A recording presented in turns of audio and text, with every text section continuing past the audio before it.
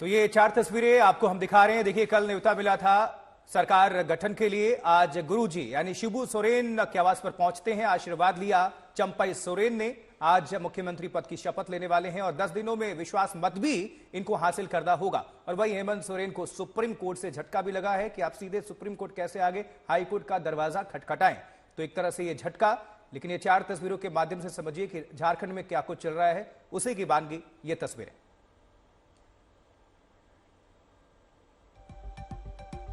सत्यजीत मेरे सहयोगी जुड़ गए हैं इस वक्त तमाम जानकारी के साथ। सत्यजीत, देखिए, अब झारखंड का मुद्दा संसद में भी उठने लगा है और पैरवी खुद खड़गे साहब कर रहे हैं इस वक्त पूर्व सीएम की। लेकिन इस बीच समझना यह भी होगा कि क्या चंपई सोरेन को पूर्ण बहुमत हासिल भी है नहीं, या फिर जो वो नंबर्स गिना रहे हैं उसमें अभी संशय बना हुआ है, क्योंकि सर्किट हाउस में उन्हें रखना और फिर वहां से शिफ्ट होने की बात कहीं ना कहीं इस ओर इशारा करती है कि विधायकों के नंबर्स हो सकता है चंपई सोरेन के फेवर में ना हो।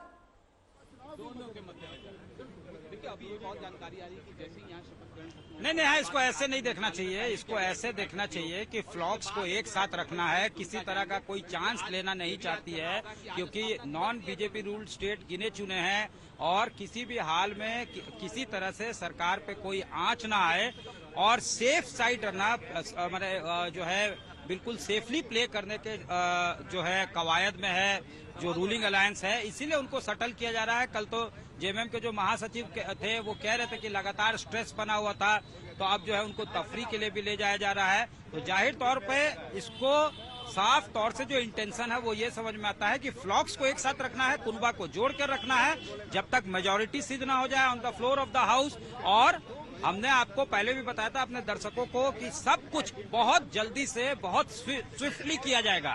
कल न्योता मिला तो उन्होंने कहा था कि सरकार नहीं है, फटाफट शपथ लेंगे, ये एकदम तय था। इसके बाद जो है हमने कल ही बता दिया था कि जो मेजॉरिटी प्रूव किया जाएगा या फ्लोर टेस्ट लिया जाएगा वो भी बहुत जल्द से जल्द होगा। और आलमगीर आलम जिनसे हम लोगों ने एक्सक्लूसिव बातचीत की अब से थोड़ी देर पहले, उन्होंने कह दिया कि हो सकता था कि हम आज ही प्रूव कर देते अगर राहुल गांधी का टूर जो है वो शेड्यूल नहीं रहता, यहाँ जो है एंट्री उनकी नहीं होती, तो हम लोग आज ही प्रूव कर देते मेजॉरिटी। अब लेकिन मंडे को हो जाएगा, लेटेस्ट बाय मंडे, यानी 5 फरवरी तक हर हाल में हो जाएगा, ये तय है। ये वो इसलिए कि एक बार अगर फ्लोर टेस्ट आप चले जाते फ्लोर टेस्ट पे, मेजॉरिटी प्रूव कर देते हैं, मेजॉरिटी सीख कर लेते हैं, फिर आपके सरकार के खिलाफ 6 महीने तक नो कॉन्फिडेंस मोशन नहीं लाया जा सकता। और ये बड़ा समय होता है। उसके बाद यहाँ ना तो कोई चुनाव हो पाएगा, ना ही चेंज ऑफ गार्ड हो पाएगा, क्योंकि वहाँ क्या हलचल है सत्यजीत, दिखाइए। थोड़ी देर बाद सीएम पद की शपथ लेंगे चंपई सोरेन, उस बारे में क्या तैयारियां की गई हैं? बिल्कुल बिल्कुल बिल्कुल बिल्कुल। देखिए, हम अपने कैमरामैन को कहेंगे कि दिखाएं तस्वीर। ये यहाँ का राजभवन अगर हम आपको दिखाएं, और यहाँ पे व्यापक सिक्योरिटी, मैसिव डिप्लॉयमेंट किया गया है, चारों तरफ से बैरिकेडिंग कर दी गई है। यहाँ पे देखिए 12:15 का समय हम लोगों ने ये भी दिखाया। आलमगीर आलम ने कहा कि एक कांग्रेस के कोटे से, एक आरजेडी के कोटे से और खुद मुख्यमंत्री चंपई सोरेन, 3 लोग शपथ ले रहे हैं। और जो इनसाइडर्स हैं उन्होंने बताया कि विधायक दल के जो नेता है यानी आलमगीर आलम और आरजेडी के एक ही विधायक हैं जो मंत्री भी रहे थे पहले इसके पिछले सरकार में, वो खुद ही विधायक दल के नेता भी हैं, तो वो शपथ लेंगे। लेकिन एक बड़ी खबर ये है जिसको अभी जो है बेशक जो है कंफर्म नहीं किया गया है जेएमएम सोर्सेज के द्वारा, लेकिन ये कहा जा रहा है कि चौथा एक शख्स भी हो सकता है जो शपथ ले, और वो हैं बसंत सोरेन। तो बसंत सोरेन अगर शपथ लेते हैं तो बतौर डिप्टी सीएम वो शपथ लेंगे।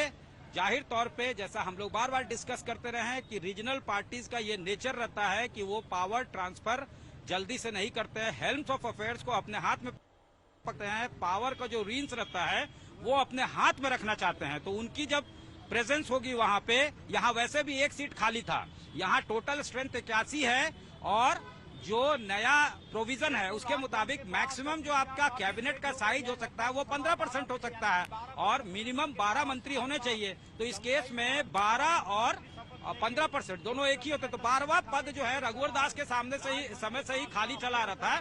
तो हो सकता है कि उसमें बसंत सोरेन को अकोमोडेट किया जाए, ऐसी खबरें अब आ रही है। और यहाँ देखिए हलचल बढ़ गया, ये देखिए गाड़ियां जा रही हैं, देख सकते हैं। चीफ सेक्रेटरी जा रहे हैं अंदर, सेक्रेटरी एल खयांते जा रहे हैं और एंट्री राजभवन में नहीं दी गई है।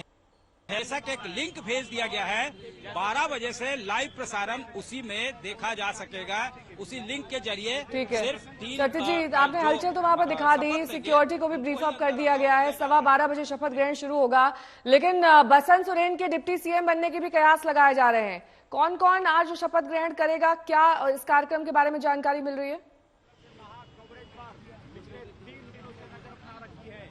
देखिए आलमगीर आलम के साथ जो हम लोगों ने एक्सक्लूसिव बातचीत की, उन्होंने कंफर्म किया था अब से थोड़ी देर पहले, लगभग 10:30 बजे के आसपास उन्होंने ये कहा है कि यहाँ पे एक आरजेडी के कोटे से और इनसाइडर्स जिनको सर्किट हाउस में लॉन्च करके रखा गया है, जो ऊंचे पद पे रहे हैं पहले के सरकार में, उन्होंने भी कंफर्म किया कि एक जो है आरजेडी के कोटे से, एक कांग्रेस के कोटे से और जेएमएम के बतौर मुख्यमंत्री चंपाई सोरेन ले रहे हैं।